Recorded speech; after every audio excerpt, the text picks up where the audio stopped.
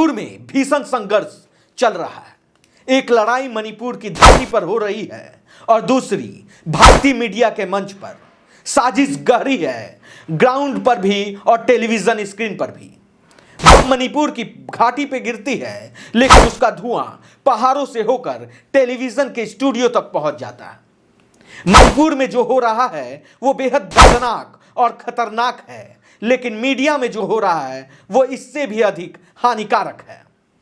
Media का असर गहरा और दूरगामी होता है। जहां एक बम हमले में कुछ लोगों की मौत हो सकती है, वहीं मीडिया की गलत रिपोर्टिंग से लाखों लोगों के दिमाग और दिल में प्रभावित हो सकते हैं।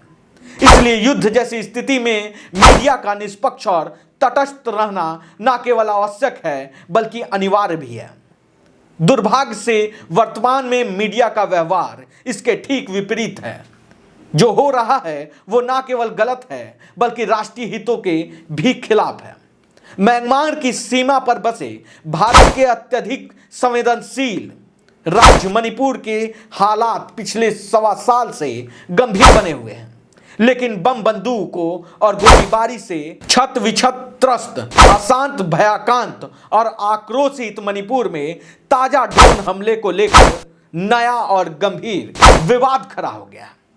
1 सितंबर 2004 की बात है, जब इम्फाल के पश्चिमी जिले के कोतरुक और सेजाम चिराग में ड्रोन से बम फेंका गया, जिसमें एक महिला सहित 2 लोगों की मौत हो गई और 3 लोग घायल हो गए।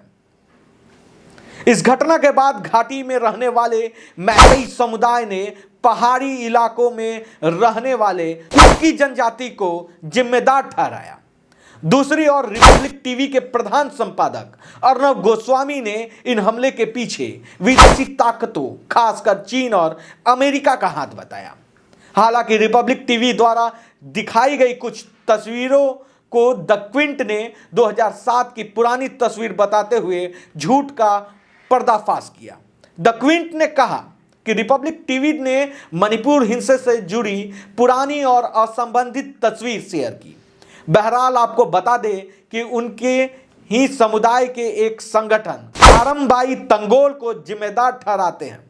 यह वही संगठन है जिसने कुछ माह पहले राज्य के विधायकों, मंत्री और यहां तक कि केंद्र की मोदी सरकार के एक राज्य मंत्री को भी बाकायदा मैदान में एक लाइन में खड़ा करके मैतेई समुदाय के पक्ष में शपथ पत्र पर हस्ताक्षर करवाए थे। अर्णव गोस्वामी ने अपने शो में इस गुट का नाम तक नहीं लिया। इतना ही नहीं, मीडिया और रिपब्लिक भारत जो कर रही है वहां तक तो चीजें एक हद तक देखा जा रहा है, लेकिन बात तब बन गई जब बीरेन सिंह ने ड्रोन हमले की निंदा करते हुए इसे आतंकवादी हमला बता दिया।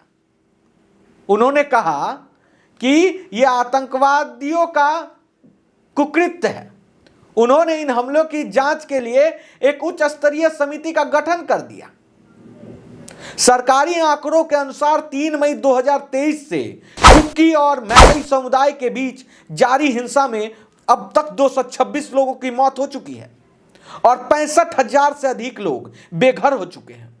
मुख्यमंत्री बीरेन सिंह के एक वायरल वीडियो क्लिप ने भी विवाद खड़ा करके रखा है, जिसमें वो मणिपुर की हिंसा पर आपत्तिजनक टिप्पणी करते हुए सुनाई देते हैं। हालांकि मुख्यमंत्री ने इस ऑडियो को फर्जी बताते हुए जांच का आदेश दे दिया है। मणिपुर में जारी संघर्ष को लेकर मीडिया के एक वर्ग का व्यवहार अत्यधिक चिंताजनक है। यह ठीक है कि मणिपुर समेत पूर्वोत्तर राज्यों पर विदेशी खुफिया एजेंसी की निगाहें बनी रही हैं, लेकिन ताजा जनजातीय संघर्ष में एन बीरेन सरकार की भूमिका पर सवाल उठाने की बजाय अर्णव गोस्वामी ने इसे विदेशी साजिश करार कर दिया। अगर अर्णव गोस्वामी के मुताबिक चीन और अमेरिका के खुफिया एजेंसी वाकई मणिपुर में 50-50 ड्रोन हमला करा रहे हैं, तो सवाल उठता है कि मोदी सरकार क्या कर रही है। अर्णव गोस्वामी की माने तो उनका मतलब क्या यह नहीं हुआ कि मोदी सरकार पूर्वोत्तर भारत की सुरक्षा कर पाने में पूरी तरह से नाकाम हो गई है और मणिपुर पर विदेशी ताकतें हमला कर रही है? अगर मणिपुर में विदेशी ताकतों का हस्तक्षेप हो रहा है तो यह भारतीय सुरक्षा तंत्र की विफलता को दर्शाता है। राष्ट्रीय सुरक्षा के दृष्टिकोण से मणिपुर की मौजूदा स्थिति अत्यंत जटिल और संवेदनशील है। इस तरह के हालात में मीडिया को निष्पक्ष और जिम्मेदार होना अनिवार्य है। इसलिए मणिपुर में मीडिया की रिपोर्टिंग, खासकर अर्नब गोस्वामी और रिपब्लिक टीवी द्वारा किए गए खुलासे और आरोपों को हल्के में नहीं लिया जा सकता। आरोप सही है तो गंभीर चूक है, और अगर आरोप ऐसा नहीं है तो उसके तथ्यों और सत्यता की जांच होनी चाहिए। उम्मीद है कि मणिपुर सरकार द्वारा गठित जांच समिति और केंद्र सरकार भी इस संवेदनशील पहलू पर गौर फरमाएगी। लेकिन सवाल उठता है कि इतना बड़ा चूक अगर हो गया, मानते हैं कि रिपब्लिक टीवी सही अगर बोल रही है, तो क्या मोदी सरकार की विफलता नहीं है? और अगर रिपब्लिक टीवी गलत बोल रही है तो क्या ऐसे पत्रकार को और ऐसे पत्रकारिता पे सवाल और कार्रवाई नहीं होनी चाहिए? जवाब जरूर दीजिएगा। ऐसे ही तमाम खबरों के लिए बने रहे खबर फर्स्ट के साथ।